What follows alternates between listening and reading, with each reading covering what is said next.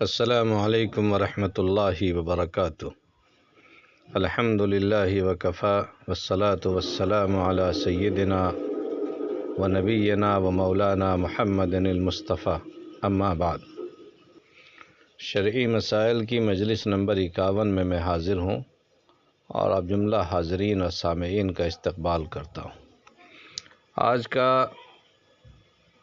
سوال یہ ہے کہ ایک صاحب نے دریافت کیا ہے کہ ہمارے علاقے میں بلکہ عام طور پر ہندوستان میں ایک ساتھ رہنے کا مزاج ہے۔ لوگ بال بچے دار ہو جاتے ہیں، ان کے اولاد کو بھی اولاد ہو جاتی ہے، مگر گھر میں ایک ساتھ زندگی گزارتے ہیں، چولہا الگ نہیں ہوتا، لوگوں کے رہنے سہنے کا انداز مشترک ہے، ایک ہی حویلی کے اندر سارے گھر آباد ہوتے ہیں، پھر شادی بیاہ کا معاملہ بھی اسی طرح ہوتا ہے۔ اس طرح کئی نسل تک بعض خاندانوں میں یہ آپس میں ایک ساتھ رہنے کا سلسلہ جاری ہے۔ شریعت میں اس کی کیا اصلیت ہے، اس کا حکم کیا ہے، کیا یہ طریقہ صحیح ہے؟ جبکہ شہری زندگی میں آج کل کے ماڈرن ماحول میں ہم دیکھتے ہیں کہ لوگ شادی کر کے فوراً اپنے ماں باپ سے الگ ہو جاتے ہیں یا ماں باپ ان کو الگ کر دیتے ہیں۔ اس سلسلے میں حکم شرعی کیا ہے اور حقیقت کیا ہے، اس کی وضاحت فرما دیں تو بڑی عنایت و مہربانی ہوگی۔ جواب یہ ہے کہ میرے عزیز دوست، آپ نے ایک بہت ہی حساس مسئلے کے بارے میں سوال کیا ہے، جو ہمارے ملک میں انتہائی حساسیت کے ساتھ سمجھا جاتا ہے اور دیکھا جاتا ہے، اور اس کے خلاف بولنے کی بھی ہمت لوگ نہیں کر پاتے ہیں۔ اچھا کیا کہ آپ نے یہ سوال پوچھا۔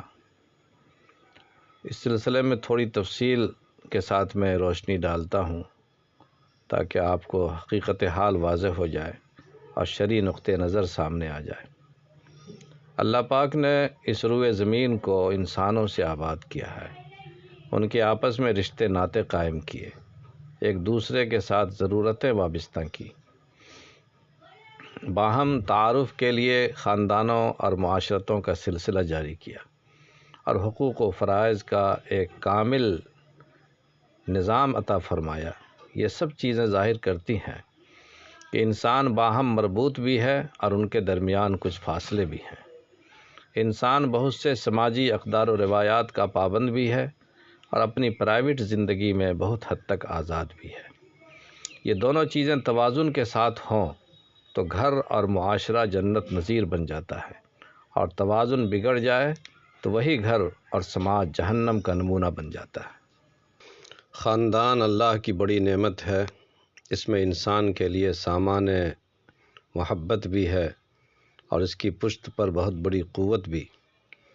اس سے انسان کی شناخت بھی وابستہ ہے اور جاری اقدار و روایات کا تسلسل بھی۔ خاندانی پس منظر انسان کے لیے ڈھال کی حیثیت رکھتا ہے، اس کے بغیر انسان کٹی پتنگ کے مانند ہے اور زندگی کے مجدار میں گویا وہ ایک بے پتوار کی کشتی پہ سوار ہو۔ حضرت شعیب علیہ السلام کے قصے میں یہی خاندانی قوت کافروں کے پاؤں کی زنجیر بن گئی تھی، اور ان کی زبان سے نکلا ہوا یہ جملہ ان کی اسی بے بسی کا غماز ہے کہ وَلَوْلَا رَحْتُكَ لَرَجَمْنَاكَ وَمَا أَنْتَ عَلَيْنَا بِعَزِيزٍ قَالَ أَرَهْطِي أَعَزُّ عَلَيْكُمْ مِنَ اللَّهِ۔ یعنی اگر تمہارے کنبے کے لوگ نہ ہوتے تو ہم تم کو سنگسار کر دیتے، ہمارے نزدیک تمہاری کوئی عزت نہیں۔ حضرت شعیب علیہ السلام نے فرمایا کہ کیا اللہ کے مقابلے میں میرا کنبہ تمہارے نزدیک زیادہ باعزت ہے؟ حضور اکرم علیہ السلام کی مکی زندگی میں شعب ابی طالب کا واقعہ خاندانی وحدت کی بہترین مثال ہے۔ اس میں مذہب کی قید کے بغیر خاندان بنو ہاشم کے ہر فرد نے شرکت کی تھی۔ اسی طرح دارالندوہ میں حضور اکرم علیہ السلام کے منصوبہ قتل پر معاذ اللہ قریش کو 10 بار سوچنا پڑا تھا کہ کہیں پورا بنی عبد مناف مقابلے پر نہ آ جائے، اور پھر یہ تجویز پاس ہوئی کہ تمام قبائل کے لوگ اس میں شریک ہوں اور ہر قبیلے سے ایک ایک شخص اس کام میں نمائندگی کرے۔ مگر اس کے ساتھ یہ بھی ایک حقیقت ہے کہ باہم معاملات میں جس قدر صفائی اور قربت میں جتنا اعتدال ہوگا، یہ رشتہ اتنا ہی زیادہ مستحکم اور دیر پا رہے گا۔ یعنی قربت اور قرابت میں بھی فاصلہ برقرار رہنا چاہیے۔ بہت زیادہ نزدیکی رشتوں کو کاٹتی ہے، حد سے زیادہ قربت دلوں میں دوریاں پیدا کر دیتی ہے اور اندھا اعتماد جلد ٹوٹ جاتا ہے۔ اس تناظر میں میری حقیر رائے یہ ہے کہ عام لوگوں کے لیے مشترکہ خاندانی نظام کے بالمقابل جداگانہ خاندانی نظام بہتر ہے۔ مسئلہ جواز اور عدم جواز کا نہیں ہے، بلکہ اس کا ہے کہ ایک عام انسان کے لیے کون سا طرز زندگی بہتر ہے۔ دونوں طریقے جائز ہیں، لیکن ان دونوں میں ایک عام انسان کے لیے کون سا طرز زندگی بہتر ہے؟ یعنی وہ طریقہ جس میں خاندان کے تمام افراد ایک ساتھ رہیں، ایک ساتھ کاروبار کریں اور ایک دسترخوان پر بیٹھ کر کھانا کھائیں، یا وہ نظام جس میں خاندان کے تمام لوگ اپنی رہائش، کھانے پینے اور کاروبار میں آزاد ہوں، لیکن اس کے باوجود باہم مربوط بھی ہوں اور ہر رنج و غم میں ایک دوسرے کے شریک بھی ہوں۔ میری رائے میں عام حالات میں مشترکہ خاندانی زندگی بہتر نہیں ہے۔ اس میں متعدد ایسی قباحتیں ہیں جن سے جداگانہ نظام محفوظ ہے۔ شرعی حدود کی جتنی رعایت جداگانہ نظام میں ممکن ہے، مشترکہ خاندانی نظام میں نہیں۔ کئی ایسے مراحل ہیں جن میں مشترکہ نظام شرعی حدود کو قائم رکھنے میں ناکام ثابت ہوتا ہے۔ دوسری وجہ یہ ہے کہ مشترکہ طور پر رہنے میں بالعموم غیر محرموں سے مکمل شرعی پردے کا اہتمام نہیں ہو پاتا، بلکہ بسا اوقات اس کا تصور بھی ختم ہو جاتا ہے، جو ایک بڑی شرعی قباحت ہے جس کو مشترکہ طرز رہائش سے ختم کرنا بہت مشکل ہے۔ انفرادی طرز رہائش میں جس میں زیادہ سے زیادہ والدین شامل ہوں، اس قباحت سے آدمی محفوظ رہ جاتا ہے اور انسان چاہے تو پوری طرح شرعی پردے کا اہتمام کر سکتا ہے۔ تیسری بات یہ ہے کہ جداگانہ خاندانی نظام نبی کریم صلی اللہ علیہ وسلم کی خانگی زندگی سے زیادہ قریب ہے، اس لیے کہ سرکار دو عالم صلی اللہ علیہ وسلم کے پاس بیک وقت 9 بیویاں تھیں اور ان سب کی رہائش اور خورد و نوش کا انتظام جداگانہ تھا۔ تمام کے حجرے الگ تھے، جبکہ حضور اکرم علیہ الصلاۃ والسلام کی ازواج مطہرات سے زیادہ پاک دل اور صاف باطن دنیا میں کون ہو سکتا ہے، اور ان سے بڑھ کر دوسروں کے حقوق کی نگہداشت کا خیال کس کو ہو سکتا ہے۔ اگر ان کا مشترکہ نظام بنتا تو بھی ہر طرح کی قباحت سے ان کا بچنا دوسروں کے مقابلے میں بہت آسان تھا کہ یہ سید الکونین صلی اللہ علیہ وسلم کا گھرانہ تھا۔ یہاں کے افراد دنیا کے سب سے چنے ہوئے لوگ تھے، یہ دنیا کے انسانوں کے لیے سب سے بہترین نمونہ تھے اور جن کو دیکھ کر تقویٰ و طہارت کے سانچے مقرر کیے جاتے تھے۔ خود قرآن کریم نے ان کے امتیاز و انفرادیت کی ضمانت دی ہے اور ارشاد فرمایا، یا نساء اعوذ باللہ من الشیطان الرجیم بسم اللہ الرحمن الرحیم، یا نساء النبی لستن کاحد من النساء ان اتقیتن الآیہ، اے نبی کی عورتوں، تم دنیا کی عام عورتوں کی طرح نہیں ہو اگر تم تقوی اختیار کرو۔ لیکن ان سب کے باوجود حضور اکرم علیہ الصلاۃ والسلام نے مشترکہ نظام اختیار نہیں فرمایا اور تمام ازواج کے لیے قیام و طعام کا جداگانہ نظام قائم فرمایا۔ روایات میں آتا ہے کہ رسول اکرم علیہ الصلاۃ والسلام صبح کو ازواج مطہرات کے پاس تشریف لے جاتے اور پوچھتے آج گھر میں کچھ ہے؟ اگر ہر گھر سے جواب ملتا نہیں تو آپ فرماتے اچھا میں نے روزہ رکھ لیا۔ اگر کھانے کا نظام مشترکہ ہوتا تو تمام ازواج کے پاس تشریف لے جانے کی زحمت نہ فرماتے۔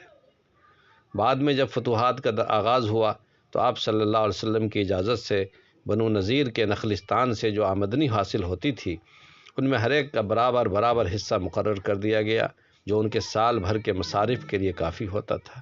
پھر خیبر فتح ہوا تو ازواج کے لیے فی کس 80 وسق کھجور اور 20 وسق جو سالانہ مقرر ہو گیا۔ وسق 60 سا کا ہوتا ہے۔ جداگانہ خاندانی نظام کے مسئلے پر حضور اکرم علیہ الصلاۃ والسلام کی خانگی زندگی کے اس واقعہ سے بھی روشنی ملتی ہے جو حضرت علی کے بارے میں اور اپنی صاحبزادی کے بارے میں تاریخ میں موجود ہے۔ مورخین کا بیان ہے کہ حضرت فاطمہ رضی اللہ تعالیٰ عنہ سے نکاح سے قبل حضرت علی کی سکونت حضور اکرم علیہ الصلاۃ والسلام کے ساتھ تھی۔ حضرت فاطمہ سے نکاح کے بعد حضور اکرم علیہ الصلاۃ والسلام نے ان کو حضرت حارثہ بن ابن النعمان کے خالی مکان میں منتقل فرما دیا اور پھر اس کے بعد ہمیشہ ان کا اپنا گھریلو نظام الگ ہی رہا۔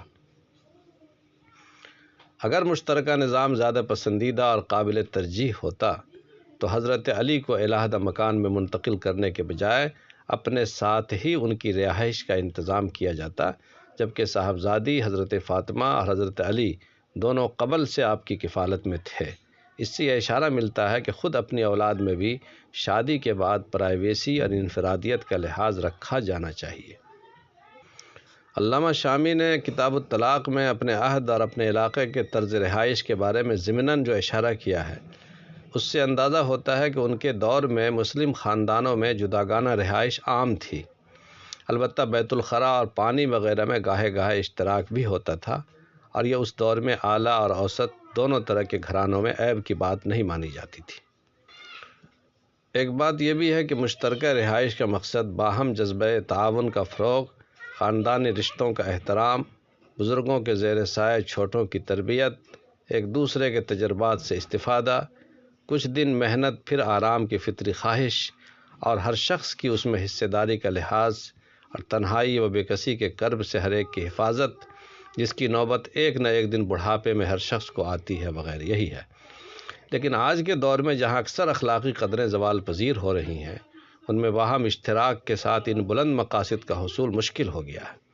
عموماً ایک ساتھ رہنے کے نتیجے میں باہم اختلاف بڑھتا ہے، رشتوں کا توازن بگڑتا ہے، ماحول میں کشیدگی پیدا ہوتی ہے، نزدیکیاں دوریوں میں بدلتی ہیں، باہم مخلصانہ جذبات کمزور پڑنے لگتے ہیں، تعاون کے بجائے ضرر کا جذبہ ابھرنے لگتا ہے، حقوق و فرائض کا احساس تشنہ تکمیل رہ جاتا ہے، حق تلفیاں عام ہو جاتی ہیں۔ اس لیے شریعت کے عام اصول کے مطابق کہ منافع کے حصول سے زیادہ ضروری مفاسد کو دور کرنا ہے، لا ضرر ولا ضرار، بعض اہم مقاصد کے حصول کے لیے مشترکہ خاندانی نظام کے بجائے دفع مضرت کی خاطر جداگانہ خاندانی نظام زیادہ لائق ترجیح اور قابل قبول ہے۔ بلکہ اگر صحیح وقت پر اور شرعی اصولوں کی روشنی میں اولاد یا بھائیوں کو علیحدہ رہائش مہیا کرا دیا جائے اور ان کی ابتدائی تربیت دینی بنیادوں پر ہوئی ہو، تو کوئی وجہ نہیں کہ الگ الگ رہ کر بھی افراد خاندان ان بلند مقاصد کے ممکنہ حصول کے لیے متحد نہ ہوں جو مشترکہ نظام کی روح ہیں، اور ان مفاسد کو دور کرنے کے لیے کوئی لائحہ عمل مرتب نہ ہو سکے جو جداگانہ نظام کا لازمہ سمجھا جاتا ہے۔ جب ایک دوسرے سے مسائل وابستہ نہ ہوں گے تو باہم تنازع نہیں ہوگا، محبت فروغ پائے گی، خون کا رشتہ رنگ لائے گا، ایک دوسرے کی مصیبت میں لوگ کام آئیں گے، ہر شخص دوسرے کی تکلیف کو اپنی تکلیف سمجھے گا۔ رہا بوڑھے ماں باپ اور خاندان کے بے آسرا لوگوں کا معاملہ، تو ان کے لیے باہم اشتراک سے کوئی نظام مرتب کیا جا سکتا ہے۔ تمام افراد خاندان کے درمیان حسب مرتبہ اس کے لیے کوئی ترتیب بنائی جائے۔ آخر ہر صاحب ایمان ماں باپ، خاندان کے بزرگوں اور غریب رشتہ داروں کی خدمت کی اہمیت کو جانتا ہے۔ اگر محبت کے ماحول میں باہم مشورے سے کسی نظام کا تعین ہو تو عام حالات میں افراد خاندان کا تعاون حاصل ہونا مشکل نہیں۔ مشترکہ نظام کی ایک بڑی خرابی یہ ہے کہ بالعموم موروثی جائیدادوں اور ذرائع آمدنی کی تقسیم عمل میں نہیں آتی اور نہ اس کی ضرورت سمجھی جاتی ہے، اور بسا اوقات پشت تک اسی طرح گزر جاتا ہے۔ عموماً اس کی نوبت اس وقت آتی ہے جب شدید اختلاف کے بعد انتہائی کشیدہ ماحول میں ورثہ علیحدگی پر مجبور ہوتے ہیں، پھر بہت سے پرانے قضیے سامنے آتے ہیں، حق تلفیوں اور زیادتیوں کے معاملات اجاگر ہوتے ہیں، اور نزاع اتنا شدید ہو جاتا ہے کہ اس کو حل کرنا آسان نہیں ہوتا۔ یہ بالعموم تمام ہی لوگوں کے لیے تکلیف دہ ثابت ہوتا ہے۔ مشترکہ نظام میں ایک بہت بڑی اقتصادی قباحت یہ ہے کہ آدمی عموماً انفرادیت، خود اعتمادی، شخصی آزادی اور خود کفیل ذریعہ آمدنی سے محروم ہو جاتا ہے۔ بہت سے لوگوں کو دوسرے پر انحصار کا مزاج بن جاتا ہے۔ اس کی بنا پر وہ اپنے بارے میں خود کچھ سوچنے کی ضرورت محسوس نہیں کرتے۔ اس کی مضرت کا احساس اکثر لوگوں کو اس وقت ہوتا ہے جب وہ شدید اختلاف کے بعد الگ ہوتے ہیں اور اپنے پاؤں پر کھڑے ہونے کی کوشش کرتے ہیں۔ اس وقت دنیا میں وہ خود کو تنہا محسوس کرتے ہیں۔ ارد گرد جو لوگ ہوتے ہیں ان سے عداوت کی بنا پر وہ مشورہ تک نہیں لے سکتے، لاچار غیروں کا سہارا لینا پڑتا ہے۔ ایسے وقت میں مخلص اور غیر مخلص کی شناخت مشکل ہو جاتی ہے اور مجبوری بھی ہوتی ہے۔ اس سلسلے کے تجربات آئے دن سامنے آتے رہتے ہیں۔ مشترکہ نظام میں ایک بہت بڑا مسئلہ حسابات کی شفافیت اور ہر شخص تک اس کی محنت اور سرمایہ کے مطابق منافع کے پہنچنے کا ہے۔ ایک گھر میں متعدد افراد خاندان ایک ساتھ گزر بسر کرتے ہیں، ان میں کسی کی آمدنی زیادہ ہوتی ہے، کسی کی کم، کسی کے اخراجات اس کی آمدنی سے زیادہ ہوتے ہیں تو کسی کے کم۔ والدین اگر حیات ہوں تو کوئی بیٹا گھر کے خرچ یا کاروبار کے لیے زیادہ پیسے دیتا ہے، کوئی کم۔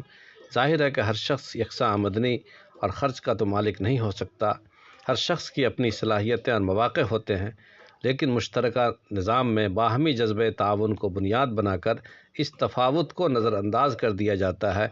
بالخصوص باپ کی موجودگی میں یہ مسئلہ ہرگز زیر بحث نہیں آتا، لیکن جب سخت حالات میں سب کی جدائی عمل میں آتی ہے تو مشترکہ جائیدادوں کی تقسیم برابر حسب حصہ شریک کی جاتی ہے۔ فقہا بھی یہی فرماتے ہیں کہ چونکہ ملکیتیں ممتاز نہیں ہیں، اس لیے سارے لوگ باپ یا رئیس خاندان کے معاون تصور کیے جائیں گے اور موجودہ اثاثے پر سب کا حق برابر ہوگا اور تقسیم حسب حصص شرعی انجام پائے گی۔ مگر اس کے بعد کتنی پیشانیاں شکن آلود ہوتی ہیں، بغض و نفرت، کینہ و حسد اور تہمت و الزام تراشی کا نہ تھمنے والا سلسلہ شروع ہو جاتا ہے۔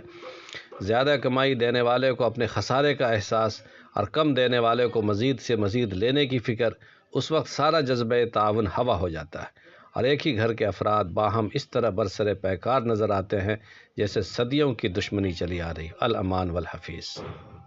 ان وجوہات کے پیش نظر میرے نزدیک جداگانہ خاندانی نظام زیادہ بہتر اور شرعی قباحتوں سے بڑی حد تک پاک ہے، خصوصاً آج کے دور میں جب کہ جذبہ تدین، احساس ذمہ داری اور دینی و اخلاقی قدروں کا فقدان ہوتا جا رہا ہے، امیدیں ٹوٹ رہی ہیں، رشتوں پر مفادات کا غلبہ ہو رہا ہے۔